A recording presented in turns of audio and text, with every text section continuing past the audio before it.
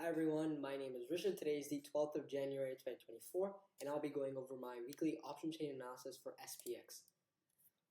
The max Y level is lower for both, that's negative. Quantity is higher for PE, that's negative. Change is higher for PE, that's negative. Short squeeze is higher for PE, that's negative. And the PCR is still high and lower than last week, so that's negative. Implied and historical volatility are both higher, that's negative. RSI is lower, negative.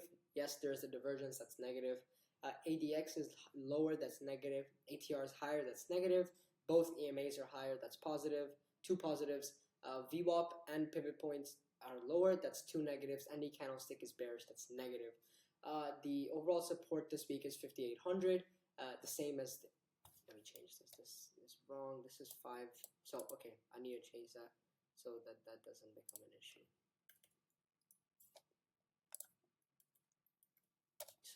Yeah, so the support and resistance this week are 5,800 both. Last week's support was 5,900 and last week's resistance was 5,950. And the overall prediction is that the S&P 500 goes down. Thank you for watching, enjoy, and I will see you in the next video.